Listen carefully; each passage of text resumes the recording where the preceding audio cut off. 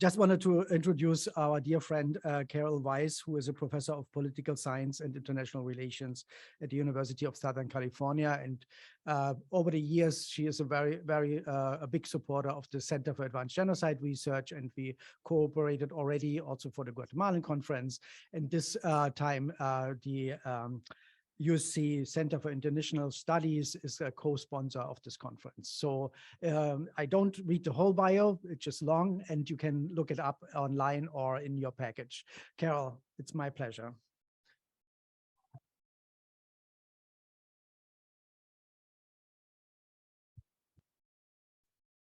I'm sorry I haven't been here the whole time. I just got back from a long trip. I'm on sabbatical, but when Wolf calls, I come. I came for this, I came back, and I'm delighted to be here. And I want to thank Martha for her organizational skills. She's tracking the rest of us down. We're here. So, okay, now I have just met our speaker, Vaclav Masek Sánchez, who is Guatemalan. He is also a doctoral student with us here in this sociology department. I've been instructed not to say any more, and without any further ado, I will just have you come up. Now listen, there were supposed to be 2 speakers on this panel. We only have 1, right? So how much time does he get? 20 minutes. Okay, sounds good. Sounds good. But I've got my card, so I'll be flashing it.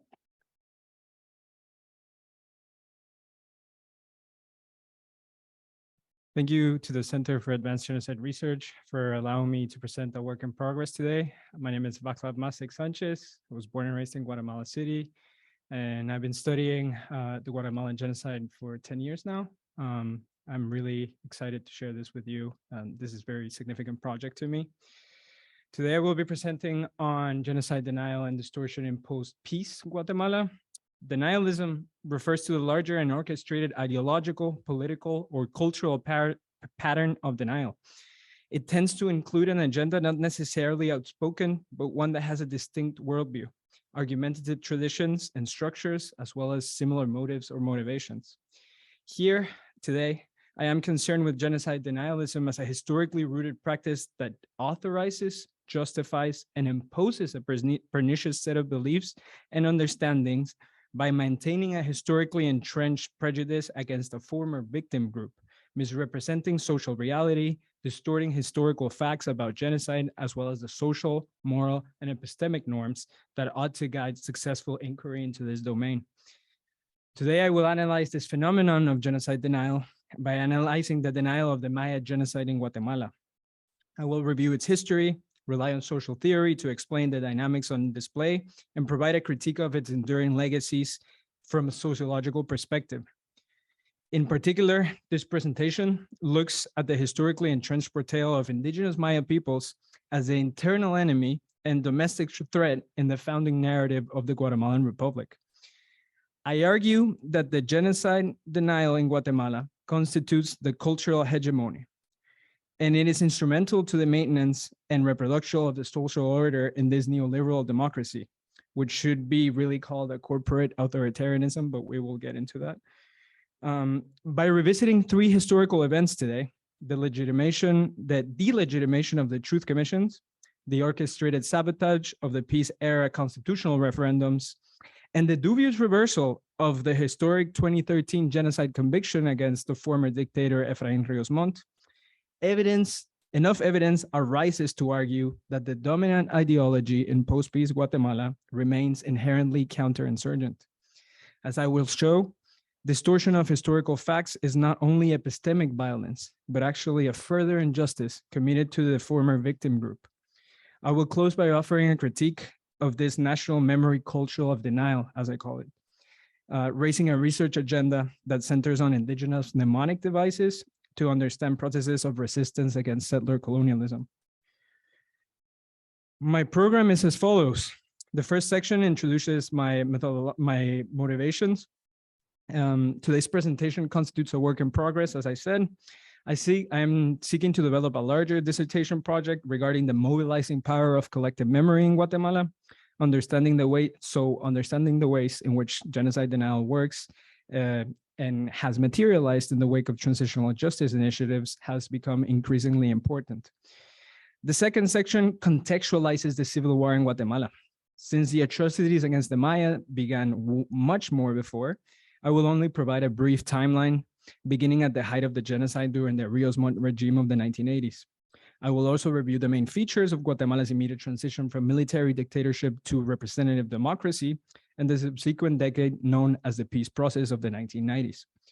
In the third section, I will use the concept of institutionalized forgetting to describe the decades following the 1996 peace accords. I explained the three key events that are widely considered major setbacks towards democratic consolidation and peace building in Guatemala. These were marked by elite mobilization around these moments that prevented structural reform from occurring through a campaign of distorted messages aimed at sabotaging the process. These three historic junctures, as I mentioned before, are the Truth Commissions, the constitutional reforms, and the Maya genocide trial of 2013. The final part also places my arguments about the constitutive role of genocide denial in a wider research agenda, aiming to demystify scholarship about the transition to democracy in Guatemala.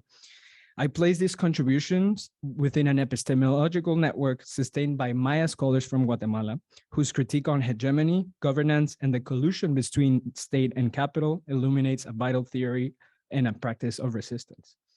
I will offer concluding remarks after this. So, my motivations and methods. A lot has changed for indigenous Maya Guatemalans after the peace accords were signed in 1996. Or have they really? Has a lot of things really changed? 26 years later, after the peace accords in Guatemala that were signed between the government and the insurgency, there has been a great progress toward multiculturalism in terms of discourse rather than action. Advances in these areas include juridical reforms, the creation of indigenous public offices, and some debates about racism and discrimination. But in general, the quotidian material reality of the Maya, Xinca, and Garifuna populations has changed little or if not at all. The presentation today seeks out to part the following questions. What historic moments encapsulate genocide denial in Guatemala? Who fabricates these discursive frames against the memory of violence? And what ideological role does denial serve in the reconstruction of a national identity after mass violence? I use several sources for this presentation, including testimonies of genocide survivors housed here at the Visual History Archive. Once again, thank you for the center for inviting me for this presentation. I've used Truth Commission reports, visual government sources, and interviews with people that are experts in the theme.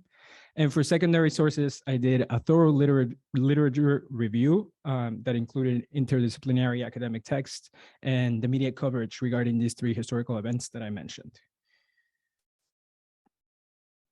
So let's begin. Between 1960 and 1996, Guatemala's civil war claimed 250,000 lives and displaced 1 million people. Since the peace accords, Guatemala has struggled to address the legacy of war, genocide and violence against the Maya, and the dismantling of alternative projects for the future. I will zoom into the 1980s when the height of the violence took place and take it from there. So General Efraín Ríos Montt reached power after a coup in 1982, conducted by a group of junior army officials with Ríos Montt at the forefront. The military government continued the intense campaign slaughtering of indigenous enclaves. It is now known that the army destroyed 440 Mayan villages between 1981 and 1983. This is the most intense phase of the repression. Structural violence at that point was now manifesting as physical violence. That is, the oppression that the historically marginalized that consisted political disregard has now evolved into mass execution around indigenous communities. Ríos Montt was a religious fanatic who aired weekly television shows that paternalistically addressed the populations on issues like faith, personal finances, and communism. And his strategy was to end the insurgency once and for all. Even though he was only in power for 18 months, Many scholars agree that a genocidal campaign against the indigenous peoples of the Ixil areas of the Western Highlands actually took place during this Ríos Montt dictatorial mandate. He then suffered a coup in 1983 by his then Minister of Defense, General Oscar Humberto Mejía Víctores, who justified it by saying that Guatemala needed to stay away from religious fanatics. And due to both national and regional pressures, Mejía Víctores soon reestablished the rule of law and institutional rule as a form of electoral democracy that emerged. A constitutional assembly emerged, a new constitution was formed, and elections were back on the table. However, before the democratic transition began, Mejía Víctores passed a general amnesty in his final days in office, in case this democratic opening got out of hand. This transition to civilian government was not stimulated by the popular sector, as historians Kirsten Weld and Jennifer Schirmer point out. In fact, it was the contrary to that. Democratization after military dictatorships was a central part of the army's counterinsurgency plan after the war. As Jennifer Schirmer puts it, the army learned how to play these electoral constitutional cards internationally while continuing its sui generis counterinsurgency campaign domestically. So by the end of the 1980s, when the peace negotiations were well underway, 90% of the Guatemalan population, this is according to national statistics corroborated with international institutions, 90% of the Guatemalan population lived under the official poverty line. The war had left 10% of the population displaced, and there was mass migration to the capital, which enabled the formation of shanty towns. Gang violence had skyrocketed in the following decades, and the drug cartels from Mexico actually found fertile ground to operate in Guatemala. Organized crime began to infiltrate the judicial system. And as we see on screen, on the further right, civil society organizations like the Fundación de Antropología Forense de Guatemala, the FAFG, were actually the ones that began shedding the light on the atrocities committed by the state of Guatemala when they began uncovering dozens of mass graves scattered across the country. But also during these years, peace programs were cut. This is the period where I call institutionalized forgetting, or the systematic defunding of peace-building initiatives. And this became commonplace practice across the democratically elected government ever since the peace was signed in 1996. A quick note on what institutional forgetting means, in particular, how they look in history. These are major setbacks to structural reform that stem, I argue, from genocide denial. The first one is how they delegitimized claims that the Truth Commissions made. The second one is the campaign against its own constitutional referendum that emerged from advice given by the experts in the Truth Commissions. And finally, the historic genocide sentence of 2013 that was annulled. Let's start with the first one. The state of Guatemala denies indigenous genocide by arguing that both of these Truth Commissions are false. Based on the collection of over 8,000 testimonies from victims and their relatives, Guatemala's Comisión para el Esclarecimiento Histórico concluded in 1999 that over the course of the nearly 4-decade civil war that had pitted the state against the left insurgency, the military had committed 626 massacres and was responsible for 93% of the human rights abuses. Yet, what is striking about this Truth Commission, which is also called Memoria del Silencio, as we see it there on screen, is that they were able to divvy out the responsibility to a historically rooted argument. They also provided statistical evidence of the extreme social inequality that led to the war, but they spent the first volume of the Truth Commission talking about the causes and the origins. The report states that the underlying causes of the armed confrontation include structural injustice, the closing down of political spaces, racism, and increasingly exclusionary and anti-democratic nature of institutions, as well as their reluctance to promote substantive reforms that could have reduced structural conflicts. Moreover, the Truth Commission recognized that the Cold War and the national security doctrine was in part partially to blame from escalating political tensions and creating ideological divisiveness, eventually manifesting in a full-blown civil war. So this idea of the internal enemy, intrinsic to the national security doctrine, became the raison d'etre of the army and the state, resulting in devastating numbers that I already mentioned. The commission concludes that the reiteration of these destructive acts amounted to genocide against the Mayan population. Even after the peace agreements, there were violent reprisals attempting to bring light to the extent of the military crimes. A former minister that I interviewed mentioned that Guatemala can be known as a kingdom of impunity, referring to the obstacles of holding the perpetrators accountable. Here, I want to include a brief moment to reflect on the horrible murder of Monsignor or Bishop Juan Gerardi in 1998.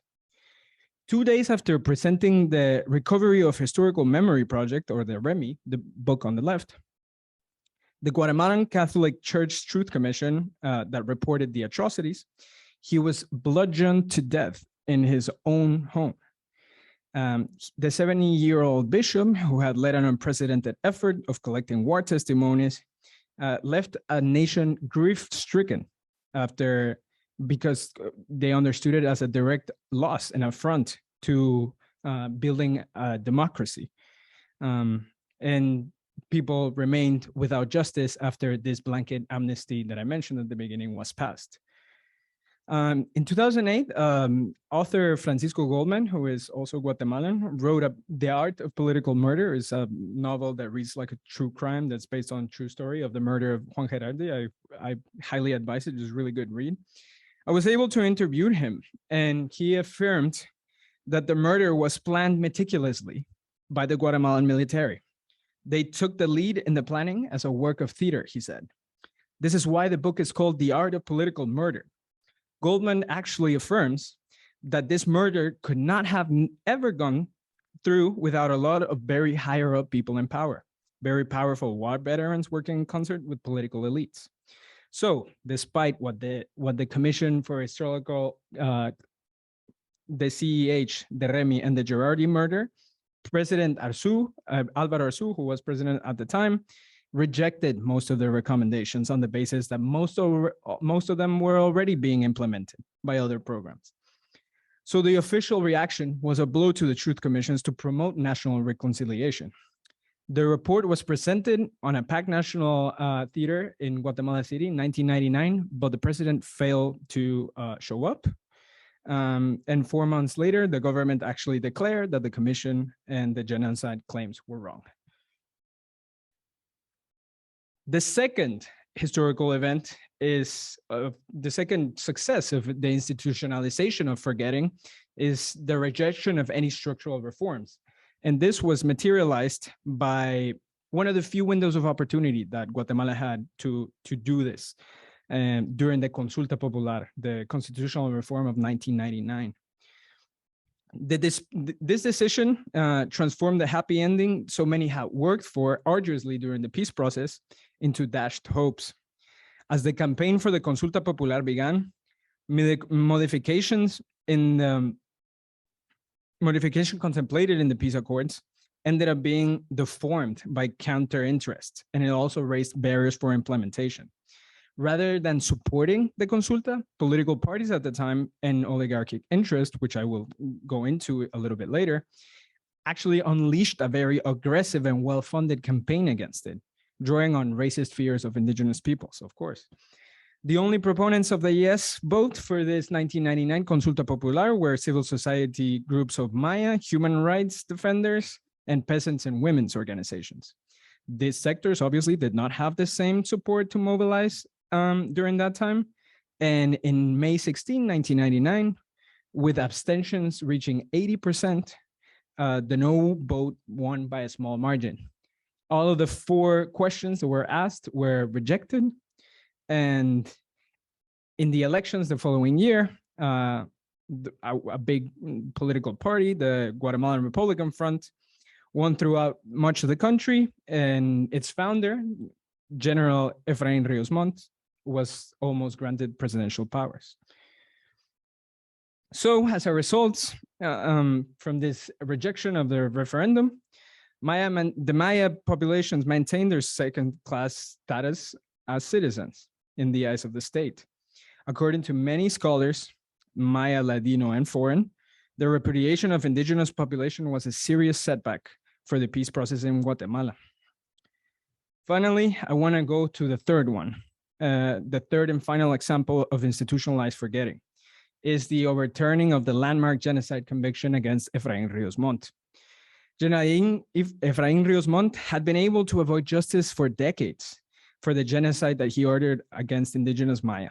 He was finally prosecuted in March 2013 with statements from over 100 survivors and relatives of the victims, and he was found guilty 2 months later in May, sentenced 80 years in prison. For Guatemala's historically marginalized and excluded population, the verdict both acknowledged the grave abuses suffered at the hands of the state and recognized the rights as citizens to legal and moral repair. It revealed that there was an intimate nexus between racism and counterinsurgency. However, the verdict, as we now know on the right, was quickly vacated on a technicality. Many believe this was due to pressures from the Guatemalan elites. Ríos Montt was released from prison and placed under house arrest. He and his intelligence chief were set to be retried in 2015, but the proceedings kept being delayed and delayed, at which point he had already been diagnosed with dementia. So the court decided that no punishment would be given, and even if he was found guilty. He actually died in the spring of 2018 without being tried. So during this trial, we see a constellation of actors that come and postulate frames against the genocide. Conservative commentators, pro-military groups challenge the legitimacy of those accused of being allies of the guerrillas and using the justice system to exact revenge on the military. And even at that time, the president, Otto Pérez Molina, who himself was a retired army general who had been a commander in the same region where genocide took place under Ríos Montt, he asserted publicly that no genocide had occurred in Guatemala. Immediately after the verdict had been handed down, Army veterans staged a public protest, while members of the powerful business association, the Coordinating Committee of Agricultural, Commercial, Industrial, and Financial Associations, or CACIF for the name in Spanish, decried that the verdict was a stain on Guatemala's international reputation and called for its reversal. The undoing of the genocide verdict revealed a fundamental paradox about the system in Guatemala. A trial court domestically was able to maneuver through a knotty web of obstacles to deliver a verdict in a complex case involving international crimes, including genocide and crimes against humanity. This is no small feat. At the same time, the facility with which lawyers were able to file frivolous motions with the intent of obstructing the administration of justice and the willingness from some other judges to abide by this abuse of the legal systems laid bare the structural flaws of Guatemala's incipient democratic justice system. Here are some images from the trial that day. It is important to note that over 100 Ixil survivors testified.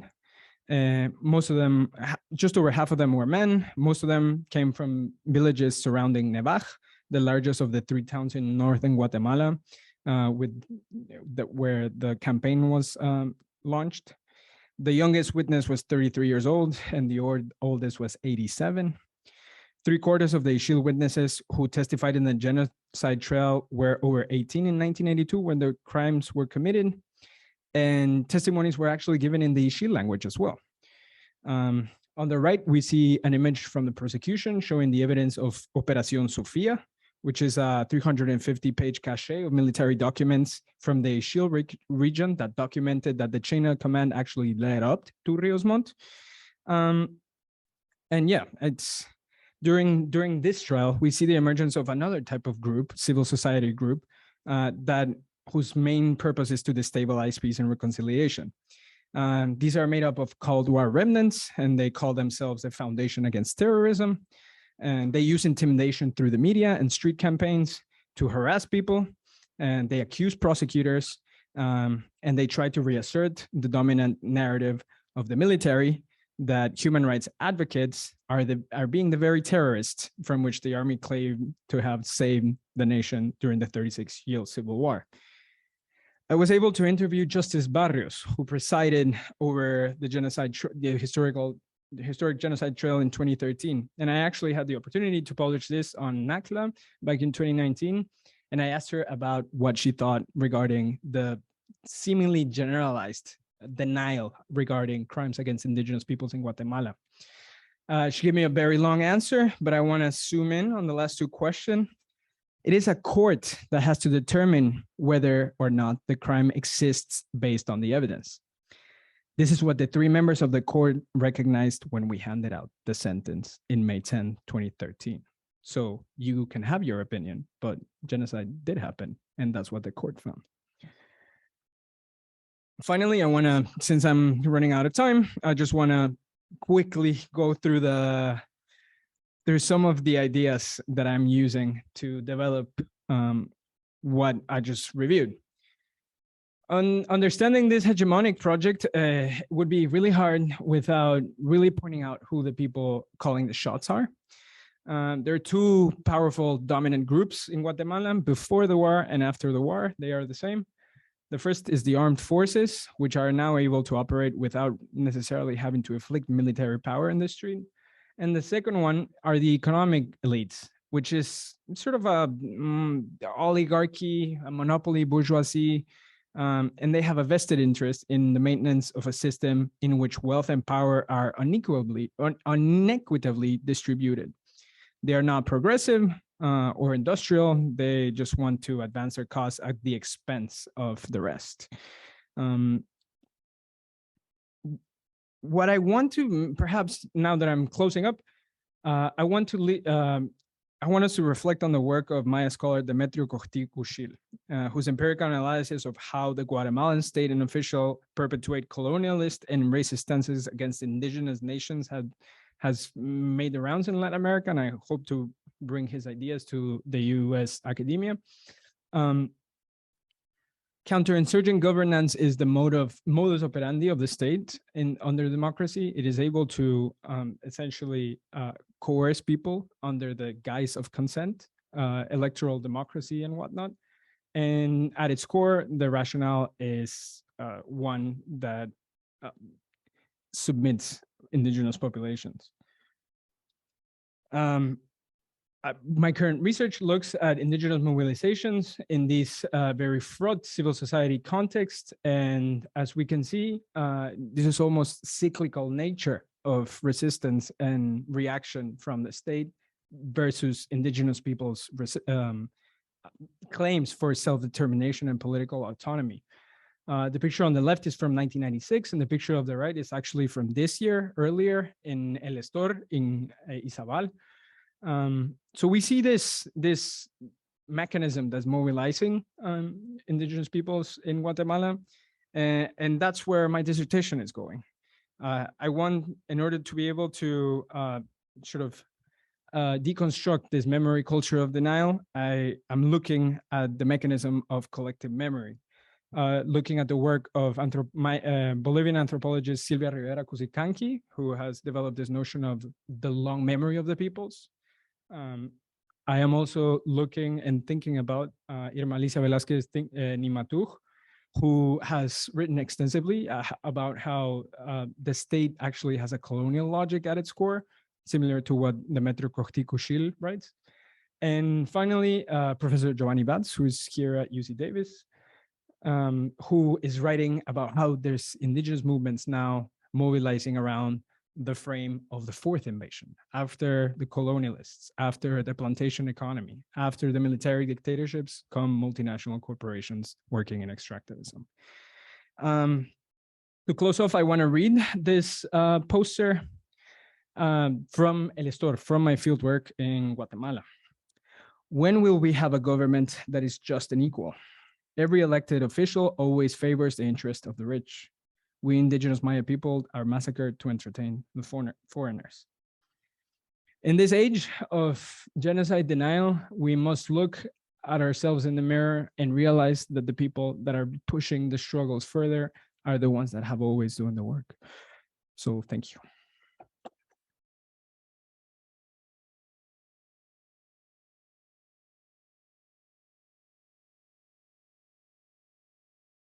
Now we'll take questions for 15 minutes.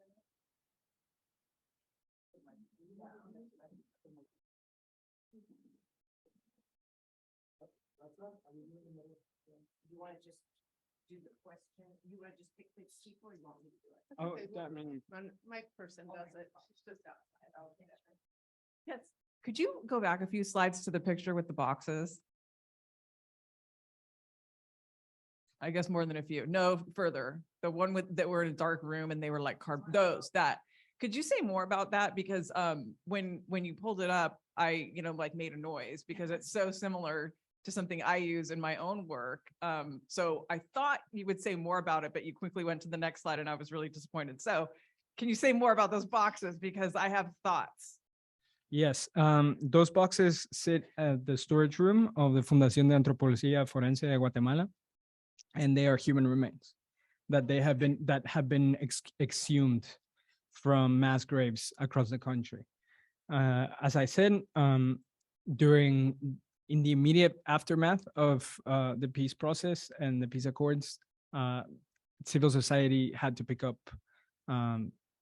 where state institutions were lagging, and they have been the ones that have been recovering the historical memory and the actual remnants, the legacies of the war.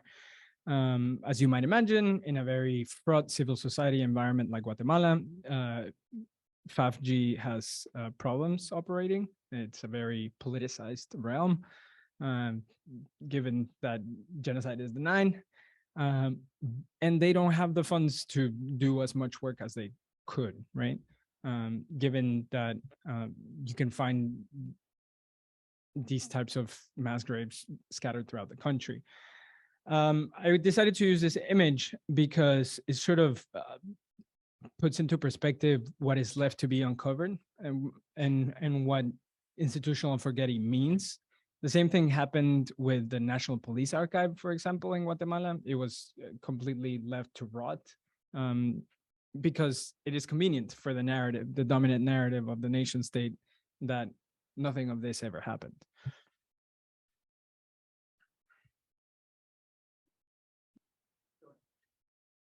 Just because the Shaw Foundation and the center worked with the foundation, just to explain, these boxes are from identified massacre sites where they did exhumations together with the community. Then they are brought to the facilities and they do the DNA testing, but they need often to store them over a long time of passages of time, because not everybody has, they identify relatives of, they don't find relatives to give DNA tests so that they can match the families. The aim is that over time, they match the relatives, and then there is usually a ceremony where they bring back the remains to the village with the community. There are reburials, and I was participating in one of them, and it is a really very emotional and very well-composed kind of event of the community and by the community. So the foundation practically ends their work when they match. And so I have to say, this is really, this is important work, and the funding comes all from abroad. There's no Guatemalan funding. It's all kind of Swedish money, Switzerland money, German money, US money. So, yeah.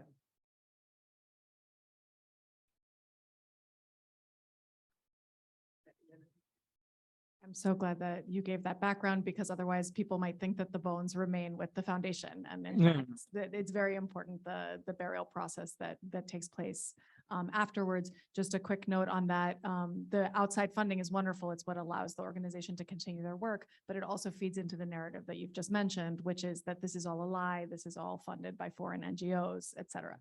So first of all, felicidades. I'm so excited for this work. I'm thrilled that you seem to be putting your finger on exactly the nerve centers, the power centers in post-war Guatemala. And it's something that I think is so important.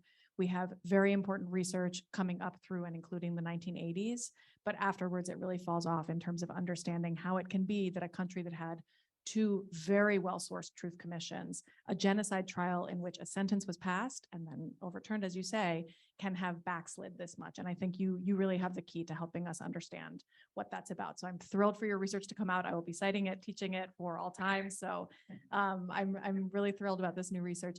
I have a couple of questions just as you continue working on this, about methodology, about who you might interview in the future, about both projects. One of the methodology problems of genocide denial is, who do you interview? Do you interview the deniers? So if you are interviewing the heroes, which you have, Yasmin Barrios, the judge who was presiding over this case, who, by the way, her house was firebombed. I mean, this was a great personal risk. That's wonderful. You cite Jennifer Shermer, who has the most important work on the military, and that's exactly because she was able to interview the generals. In this case, it's very difficult because the government, arguably, as you're showing here, is kind of a screen. They're kind of, they're a red herring. They're not the most important nerve center. The most important power center is the Casif, the oligarchy that you are mentioning, who never speak. They don't speak to journalists. They don't speak to academics. They have no interest in speaking. The Casif is like the equivalent of the Chamber of Commerce in Guatemala, right? So these are like the big businessmen.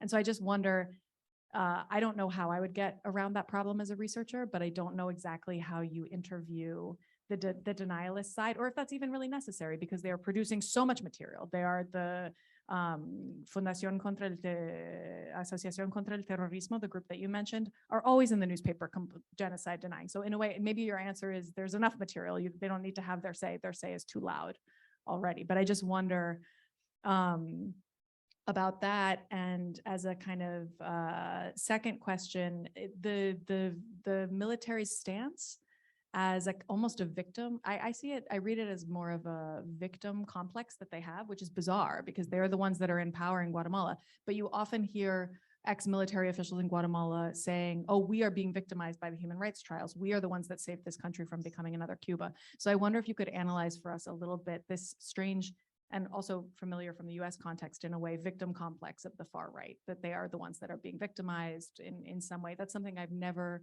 had a good analysis for myself, despite many years of spending time in Guatemala. But mostly these are just questions. The methodology is very difficult because you were getting at such important questions. So I wonder. Yeah, I'll start with the methodology question. I haven't entertained interviewing the outspoken denialists because I feel like they already have a loud enough speaker. They have, op-eds every weekend writing about how the war was, jaded because of foreign intervention in terms of what it was told. The sort of the historicizing of the war is being sort of changed by scholars like us, right? So on the basis of who I am and the research that I'm doing, I don't think they would be interested in talking to me either. But if I were to talk to people, I would actually talk with just your normal Guatemalan, right? I don't think I would go to the outspoken denialists, but rather the people that deny it on the basis of ignorance. But I think that personal ignorance is also tied to this institutional context that I'm talking about, right? There are some systems and some specific social locations, whether you went to a certain type of school, whether you live in the city, whether you were able to afford certain type of education, that you are able to acquire this denialist stance. So I would be more interested to hearing the people, just normal Guatemalan professionals, your service worker who just denies it on the basis of historical ignorance, but also institutionalized ignorance. The second question regarding, the Casif. I think that I would like to have sit down chats with them. Ideally, I would have, Casif is like a multi-sector type of organization, association. So I wouldn't be interested of having more of a perhaps focus group instead of an interview, because I feel that might lead most of these middle-aged men who are business owners that monopolize their industries to be more outspoken if they have people that are next to them sort of leading them on or egging them on to say contrarian things to the US-based scholar. I am interested to see how they are able to sustain this narrative now, that, you know, more scholarship is coming from the immediate post-war Guatemalan context from Guatemala, not only mine, but other historians and anthropologists who are able to sort of point at this hegemonic project of denial and poke fun at it, because it has a lot of deficiencies. There's not enough official accounts that justify it. We were talking about, you know, this historian called Carlos Sabino, who is like, you know, the one that everyone points to, but other than that, there's no one who is actually writing a denialist's history. So I want to see how they are actually able to reproduce it with the little that they already know. But it is definitely a complicated way to approach it, given that anyone who reads this or sees this knows who I am pointing to as the culprits of this denialist national memory. So yeah, I'll keep you posted. Hopefully I'll get to talk to them. Sure. Sure, thank you for that. So I'm wondering about when you talked about the two groups that have power in Guatemala, you mentioned the army, you mentioned the oligarchy, and I was wondering if there's a third distinct group, whether it's a third distinct group, which is the role of the evangelical church in all of this. Because I see the kind of cyclical argument that you're making, and you mentioned at some point that Rios Montt, when he was in power, he was a pastor, right? He would go on TV and justify a lot of the things via this religious discourse, right? So what would the role be of the evangelical church today within this denialism? And do they constitute a third independent group, or are they the tool that's used by these two groups that you pointed out? So that would be my question. Yeah, thank you for that question. I think historically, the third group has been the Catholic Church, leading up to, you know, Rios Montt. They were the ones, on the one hand, organizing a certain community-oriented program, religious, in the countryside, creating some sort of social fabric around, you know, church going and whatnot. But you're right. I think now, if there were to be a third dominant group in society, it would be the evangelical church. It would be like neo-Pentecostalism, and, you know, it would be hard to deny that there's a political sort of component to evangelicalism as well. Not only have they had popular candidates, but they have the capacity to amalgamate fronts that are both rural and urban, which has been a political cleavage that has remained very enduring in Guatemala, even after democracy. And right now, you know, without going too far, the front runner for the presidential election in 2023 is the daughter of Efraín Rios Montt, who is running on an openly evangelical sort of platform. So absolutely, I think for purposes of this presentation, I focused on these two because I feel like Guatemalan elites are essentially co-constituted by the military and this monopoly bourgeoisie. They together are able to create this counterinsurgents governance projects that I hope to theorize a little bit more in writing. Thank you for your presentation. In the mid-'80s in British Columbia University, there were lots of groups, you know, Peace and Justice for Central America. And some of my colleagues organized around a thing called Project Accompaniment. And I'm just wondering if you think that any of this international pressure did any good work in minimizing this kind of violence and genocide. Did it help at all, you think? I reckon that the Central American solidarity movement of the 80s was crucial in shedding light into El Salvador, Nicaragua, and Guatemala. And I think until today, international solidarity is the cornerstone of the FAFG, for example, the organization that I'm talking that does exhumations.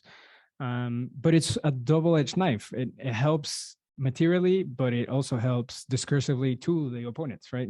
People, as Rachel was saying, people see funds coming from the Kingdom of the Netherlands and they think it's the globalists, and the globalists are actually trying to subvert our sovereignty through the funding of NGOs that dedicate to this politicized version of Guatemalan history. and sort of undergirding this argument is the denial of the atrocities that they committed. So in a way, I think that the movements of the 80s helped create a certain window of opportunity for US scholarship to actually narrow in and see why is there violence happening, just south of the border. But right now, I feel that beyond this material sort of support, there's the slippery slope of playing into the hands of, the detractors. Okay, so yeah. Since I started the session with a shout out to Zoom, we're going to finish your Q&A with a question from our Zoom audience. This is from Carla Makal. I apologize if I'm mispronouncing that. Thank you for your presentation. Can you talk about the 2015 protests in Guatemala, how the people of Guatemala pushed out military President Otto Perez Molina? I am from Guatemala and doing a PhD about cultural memory on Guatemala feminist groups. Most of your presentation focuses on the cultural hegemony, but leaves out the resistance and narratives of the people. No, absolutely. I think there's a direct correlation with the mobilizations that Guatemala saw in 2015.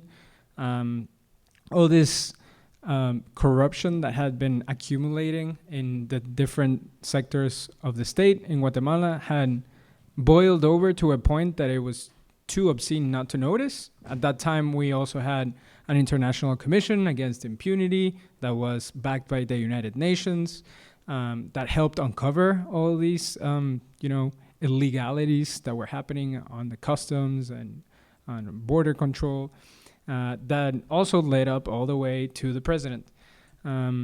So I think 2015 is perhaps one of the last times where I can remember this intersectional mobilization in Guatemala. Now it lives as part of this cultural memory, as Carla was mentioning. But I think there's still hope, right? If 2015 was able to create this type of result for Guatemalan democracy, I think it can happen again. But absolutely right. I mean, the resistance is there. And as I mentioned, I think indigenous peoples in Guatemala, which are the majority of the population, are leading the way and showing how and where.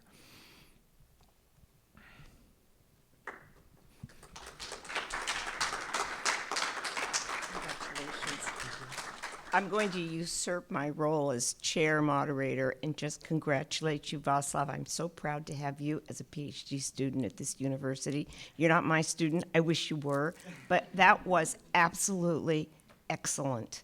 Goosebumps, right? It was great. Thank you so much.